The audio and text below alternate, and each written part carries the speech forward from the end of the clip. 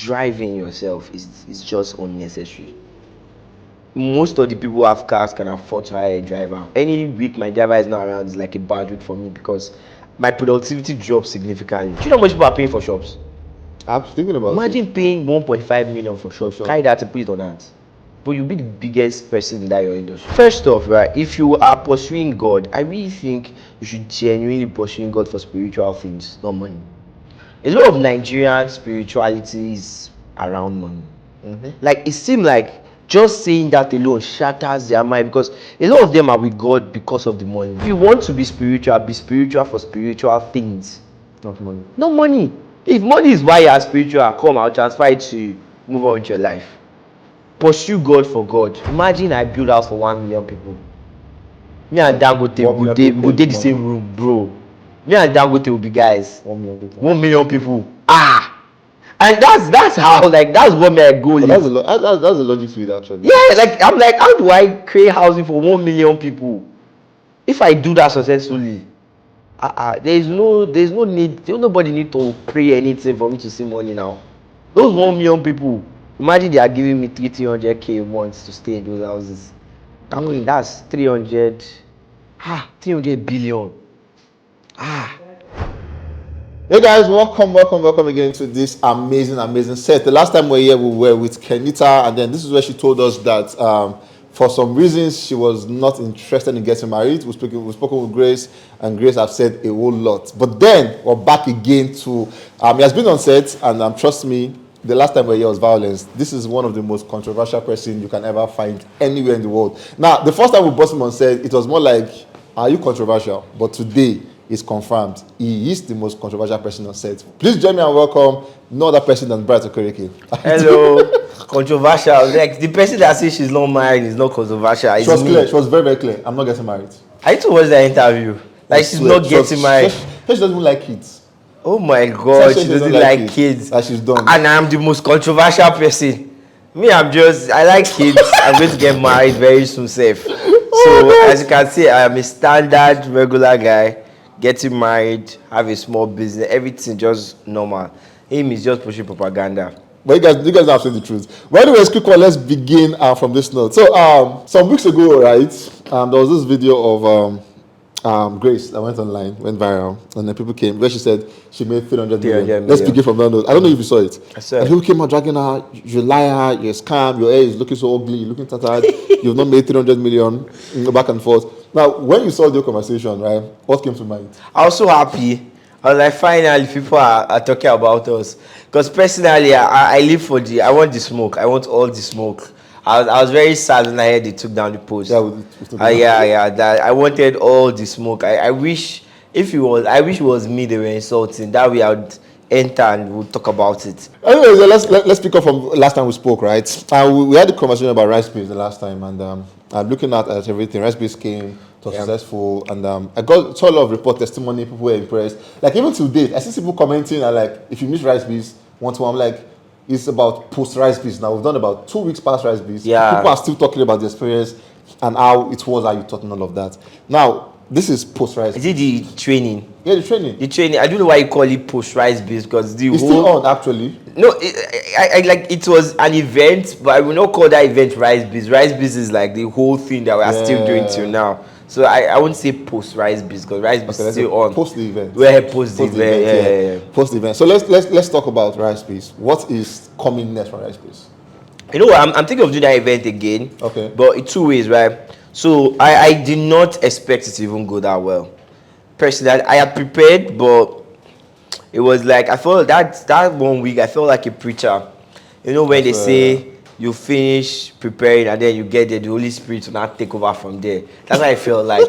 Because first of all, I wasn't expecting a lot of people to attend. Okay. I was not expecting that much. Then the one came, I talked. I was like, what are you? Even me, I don't think I can replicate what I said. Even though I know I probably would. Right? So what the next thing now is, first I want to put most of that online, Okay. so that anybody can be able to access it whenever. True. Then secondly, I want to do more of those trainings too, because I notice it's a good way to gather people and draw attention to what we are doing. So I want to use that to get. So hopefully there might be another one, either this July ending or early August. Early August. Yeah, we should do another one. Okay, so in case you missed RiseBiz the first episode, there might just be another one coming soon. So just keep locked in on us. You might just be getting a notification very soon. That end of July or 1st of August, you might just be on set again to have another amazing conversation with Bright Okereke at the time. Let's move on to the next conversation. For some reason, I watched your reels about the weekend. Yeah. And for some reason, it's quite you. Should I say fall in love with Rema new song? Rema! Is that laughter for me? Bro, do you get somebody pointed it out that that's how I laugh? And then anytime I laugh, I notice that's exactly how Please, I laugh. let me watch that video. Is that Stop. That's exactly how I laugh. It was weird, but this song is really nice. It's nice. They've even banned one of the videos I posted with that song. Oh, serious? Yeah, that June dump. I know I did ban I saw it. There's one small 1 second clip there that TikTok say I should not show people that kind of thing. So even me too, I said, okay, no problem, I understand. Makes sense. They banned it. I'm funny enough, nobody noticed that. I don't think I did. Nobody did, because I know if people did see what was there, they would have commented about it. Yeah. But for some reason, only TikTok saw it. I was like, bro, you need to take this off. Was it deliberate? Did you put it deliberate? I put it there deliberately. Why would you do that? No, because I personally want to put more of. I hopefully in the next couple of years, one of the things I'm working on with all this content is to gain some sort of popularity. Okay. But I do not want to gain popularity as Bryce, the real estate guy. Okay. Because now they are going to put you in this box. Real estate. Real estate. So the day I come now and say, I go and toast one babe, the babe do like this, they'll be like, real estate guy. You don't, why would you go and... So they create a personality for you that is not you. True. So I intentionally want to make sure that as I'm building brand, creating content, I'm consistently letting people know that, see, nobody property I dey sell. Sometimes I dey go club, they spray money. Sometimes I used to do things that you people might think is not. It's not every time I'm wearing suit like this. Yesterday I was wearing earring, walking up and down in Lagos, just doing what people do in Lagos. Try to enter all those places, try to enjoy life. So I want to make sure I communicate that, so that, because I will not. I have looked at all the celebrities I know, and I know that I will not be the type to be speaking to you officially. I'm going to say it the way it is. If you drag me, I drag you back. There is no. I know they do decorum. I want to look at Donald Trump. That thing has really helped him. It's why they can't cancel the guy. They can't actually. He has said the most outlandish thing that you'll be like, there's no way this guy just said this. So even when new things come up and they're like, oh, see what Donald Trump said, you just feel like, yeah, it's Donald Trump. Why are we supposed to? But if Obama dare say half of what Donald Trump say, his career is gone. He's in big trouble. Truth. But Donald Trump now, he can say whatever, he can do whatever, and then everybody's just like, it's Donald Trump. We're not surprised. Exactly, we're not surprised. It's done out there. It's that he used to do. So I don't want to create that kind of box to myself where I now have to act a certain way, talk a certain way, because I don't want to offend people that don't even know me or care about me. So yeah. Sure. Anyways, moving on to this one, this is a bit dicey. I kind of saw it somewhere. Somebody said, you build apartment for people, which is actually correct, and you built so many apartments so far. Do you have an apartment you built for yourself? Yes and no. I'm currently building one, though I hate that I'm doing it.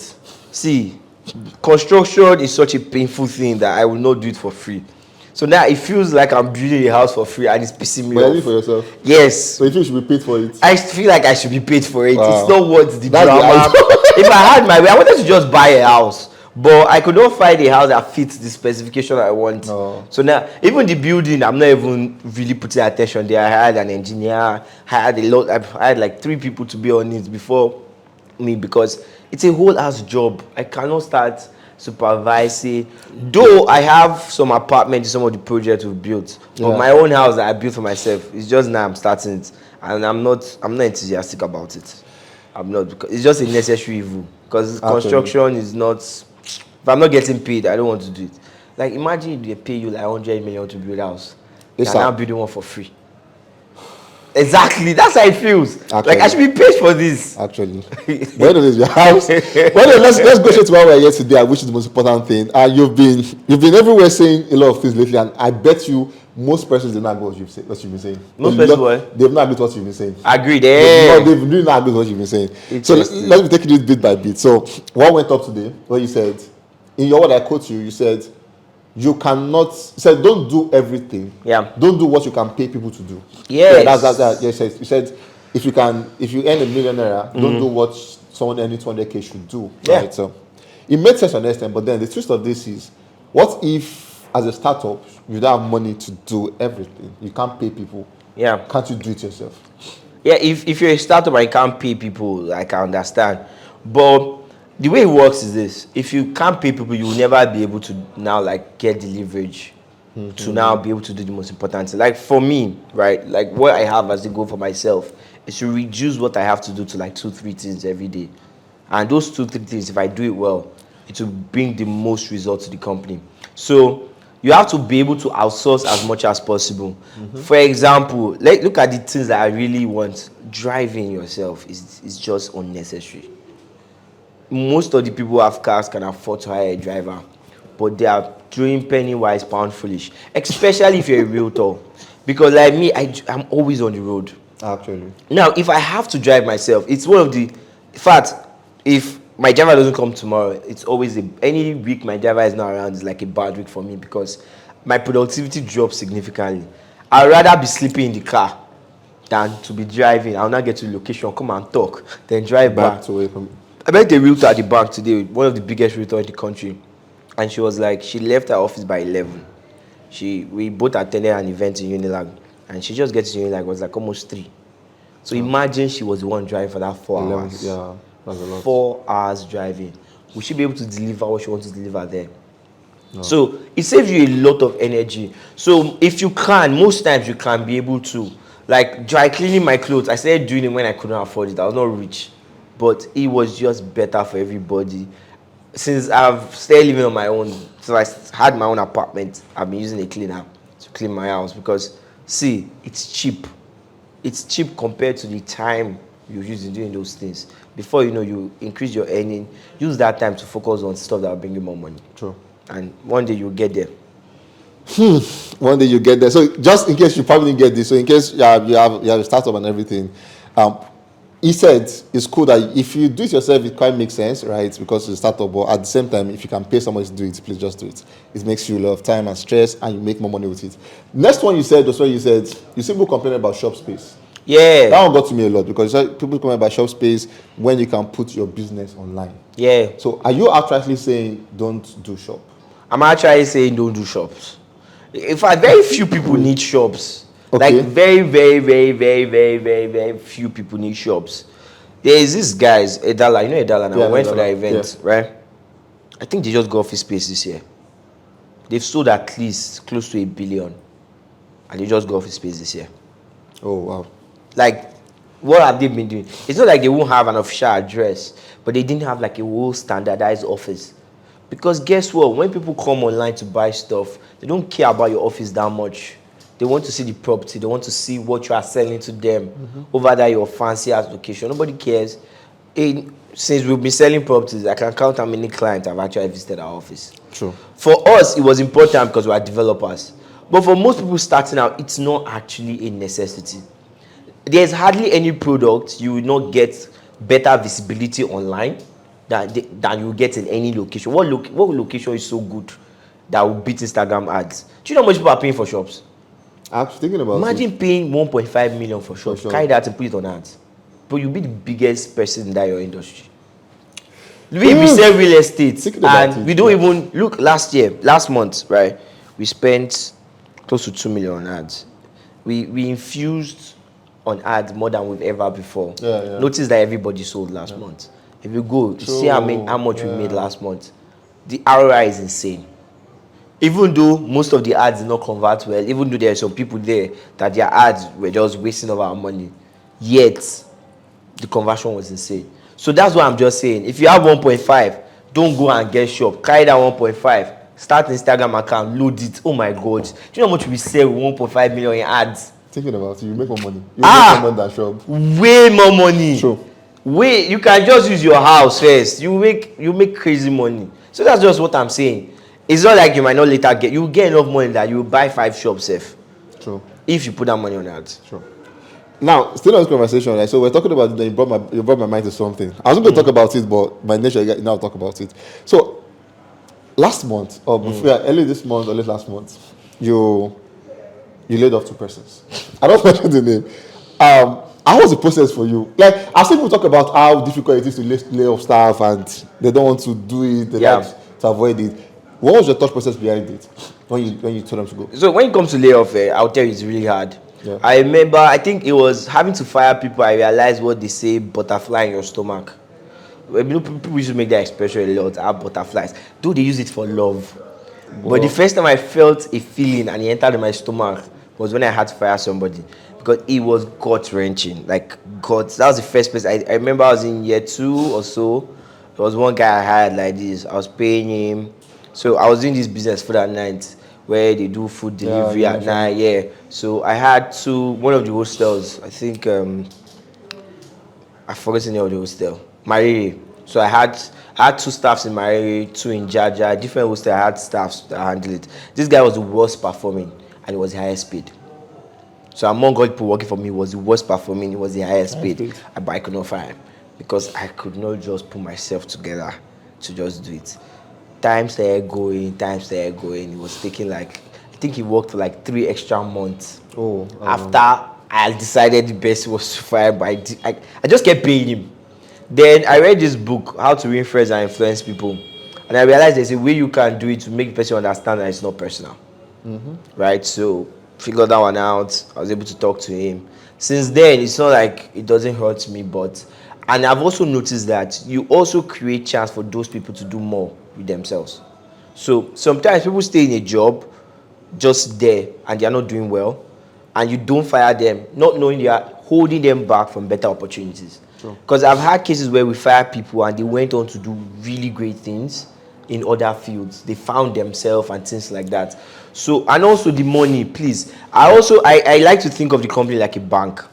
And the way I see it is, imagine you go to a bank and then they start giving you excuses that, okay, you come, you want to withdraw. They're like, oh, the person that is here is not come today. How do you feel? Very much. You feel like, are you kidding me? What that guy's doing? Like, what are you... Exactly. So that's how I think of it, that my customer will not care if something... And with experience, I've noticed that if you leave people too long, they will screw things up. Like, they will. And funny enough, one of them was about to screw things up. This guy was selling products to people using the company's name. What is his account? Not even his account. We don't have the product. Oh. Like, he was selling plans we don't have. Telling people, come and invest 100K, I'm collecting 40K monthly. When have I ever 100,000? 100,000, I will pay you 40K monthly. With the company's name, everything, like we're the ones doing it. So for me, when I didn't even see all this one before I fired him. Me, I just look at the numbers. Okay, see, this is not adding up. And then also so once I saw the numbers, there is no emotional blackmail there. Because same thing with my clients. When clients will see the numbers, they'll cut me off. Clients are brutal, guy. See, clients, they've dealt with me like this. They've dealt with me without conscience. So it kind of made me want to be more strict with how I deal with people too. Yeah, they know they try. No, client deal with you. They go pity you. No, those guys are brutal anyways. Anyway, moving on. So I think we have just 2 more. And this one you talk about you doing everything. So not in terms of work, but like selling everything. Sell private jets, you sell building and everything. But then it's also bringing back to this thing where they say jack of all trades, master of none, but better. Yeah. Yeah. So if you're saying don't do it, because I've seen a lot of persons who sell real estate. Yeah. They also bag and shoes, and that's an Instagram place. Yeah. Then it depends on their mood. They sell perfume in the afternoon. Like I know somebody who sells like all of these things. So would you buy from? If you have like 200 million to buy property, would you buy from that person? I don't know. Thank you. You say hell no. Not even no. Hell no. Why?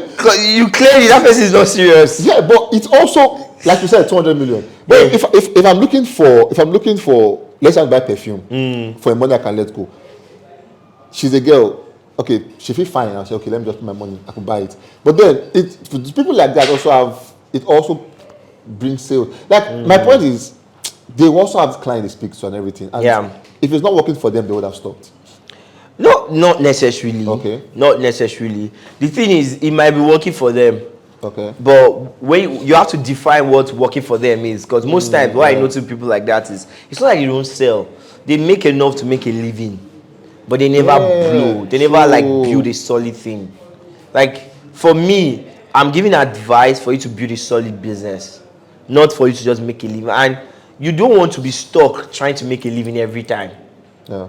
In fact, it's a very bad idea. If your entire financial plan is to get to a place where you make a living, you would live a very horrible life. You need to look for a way to make enough money to be more than comfortable, to be sort of wealthy, that you cannot have more time. So it works if you are trying to make a living. It doesn't work if you're trying to build a solid income. For example, let's use Amazon. Okay. Amazon sells everything now. The way it works is focus is very important. When you are starting out, you have time. The resource you have is time, and you have time and skill. Those are the two things you might have when you're starting out. Okay. But more importantly, time. Time is like all you have. The more you use your time well, you make money. You now have money, time, and skill. So when Amazon started, they sold only books for like the first 5 years. And it was deliberate because they had time. And for you to able to make impact, you have to focus that time and energy into something. Yeah. So if you start spreading too early, you can't make it. Now, when you grow and you now have money, you cannot afford to buy other people's time. So now, if I want to start a business, let's say I want to start a business though funny enough, I won't even start any business that's outside real estate. Let's say I want to start building, I want to start selling land. Okay. I can start a company selling land, and I'll never show my face in that company. All I have to do, I'll talk to one of my realtors and say, yeah, let's do something. I want to start a company selling land. Let's share it. I will fund it. You go and sell those properties, blah, blah, blah. I will not have to put in crazy amount of time. I have the money, the network, and the people to be able to run that business effectively without it affecting my time. Now I can start branching.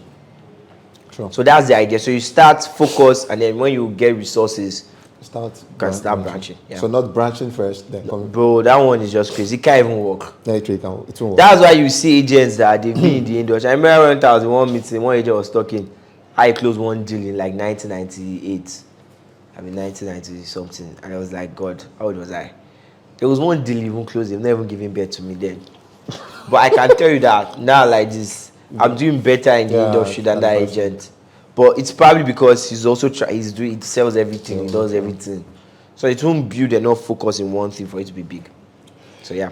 Anyway, before all of this set, the final one, the good one, I got everybody talking a lot, and this one actually got me talking. When I said, I was like, oh shit. Because I had to repost it, and bro, my church people were just in my DM. Everybody was like, what's Victor saying? What are you promoting? Whatever. I took it down because I was like, shit. Wow, that's serious. It was too much of a drama. I couldn't move on. So I didn't say it. I'll quote him. He said in his words, he said, "This video is probably going to change your life." That's where he said it. Okay. He was sitting there. I was like, "This video is probably going to change your life."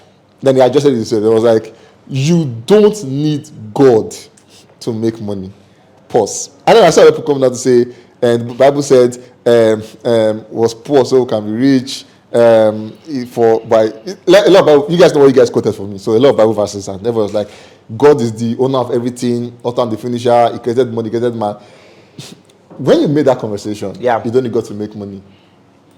I've seen you make so many things. There was a video you made when you were still quite early in business, where you're talking to people. You're talking to them like you gave birth to all of them. You face them. That video. You're talking like that's why you address people like, I don't give a fuck about you guys. You guys just get out. Like, bro, you guys are doing this thing like this. Let me make that video. What was the thought process? What was the confidence to say it? Knowing fully well you're in Nigeria, nobody had a religious prospect. What I would say first, in fact, if I say my true mind, people will be I'll be in trouble. I cannot speak. If I speak, I'll be in trouble. I don't want to be in trouble. But this is a thought process. So what even triggered the video was there's this Danny guy on Twitter, right? That did a video where it was like he doesn't need God's help. Somebody was videoing him. And he was like, oh, I'm rich. I don't need God's help. And the lady was just like, would you say that? How would you say that? And he triggered a lot of internet craziness. Yeah. Started dragging. Even to today, the guy is riding it, right? So the guy is intentionally instigating them. Because guess what? He'll get paid a lot of money for Elon Musk because he has a blue tick. So now I realized that people don't understand what really happened, right? First off, right, if you are pursuing God, I really think you should genuinely pursuing God for spiritual things, not money. A lot of Nigerian spirituality is around money. Like it seems like just saying that alone shatters their mind because a lot of them are with God because of the money. Like it's like you're with God for a transactional stuff, and they can't fathom that there are people who don't believe or have shared the same religious belief with you that are making money. And which is the truth. In fact, I've heard ridiculous story of people trying to justify why Dangote is rich. That he met one man of God. Oh, yeah. That he was a man of God. That is such a bullshit story. Jesus Christ. People just bring out story out of their ass and then share it, and then more people. Like it's okay. What about Bill Gates? Bill Gates, Mark Zuckerberg, bring up a story for him too. He met one pastor. Like because they cannot just phantom the fact that it's a value thing. And it's why most of them lose it. See, you either face the truth as it is or stay with a comforting lie. If you stay with a comforting lie, you'll be happy. Yeah. But you'll be miserable long term. True. If you face the truth, you'll be miserable short term, but long term you'll be happy. Yeah. Money doesn't come from heaven. It's the fact all of us should know. You know why, to me, it's so painful and annoying? Because it makes people poor, right? Now, if you want to operate this your phone, you don't for once think about praying or consulting God. You just press it, it comes out. And it's similar with money. Money has like a system. You can learn it. You can actually go and learn how to make money. And okay, these are the ways. Yeah. It's what led me to entrepreneurship. I saw that entrepreneurship is just a way, it's the only, businesses are the only thing that create money. Government doesn't even create money like businesses. Government money is supposed to come from taxing business.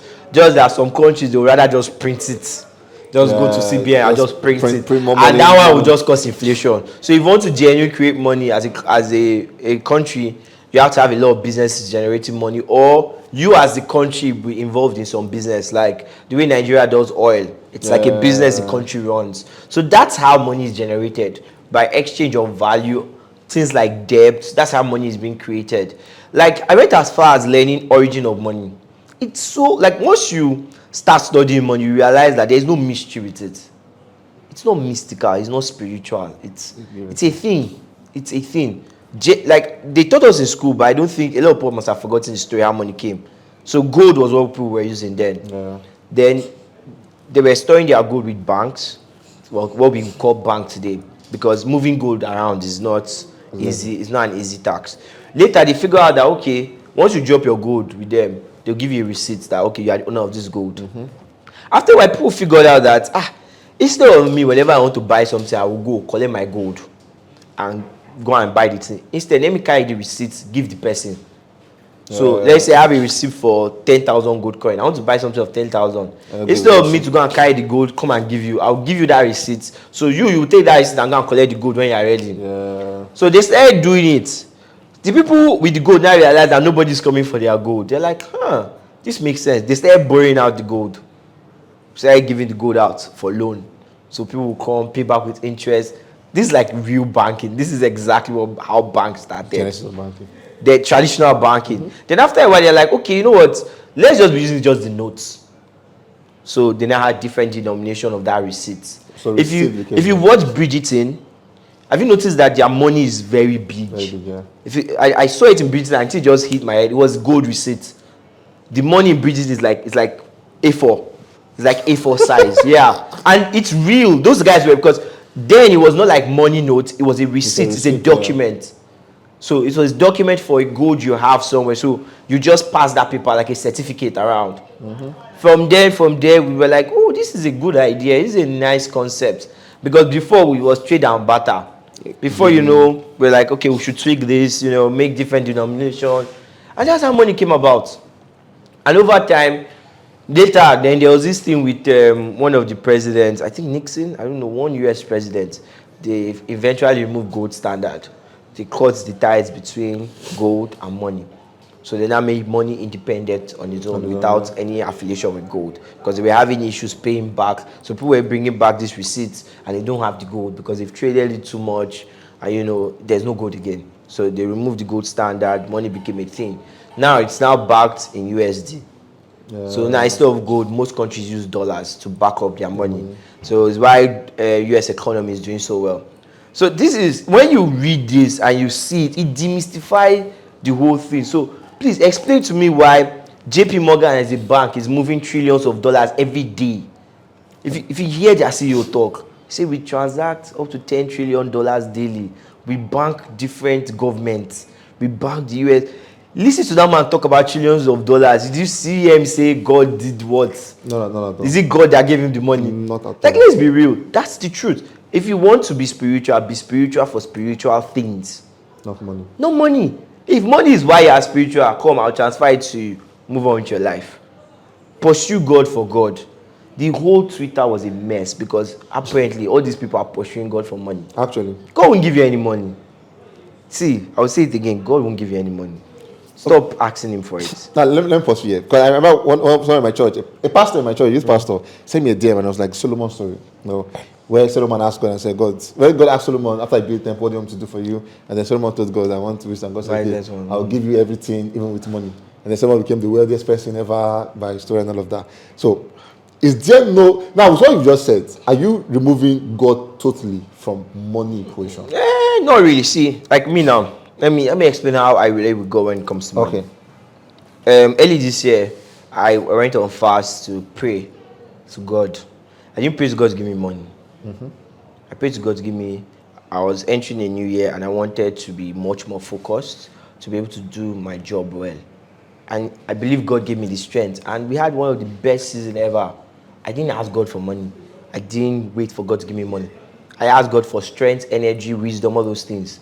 All those, because I know that I need inspiration. You need ginger. You need motivation. That I can ask God for, and if I believe it, I'll get it. Yeah, true. That one was a smooth thing. I did not go to God and say, God, hey, what's up? I need 10K.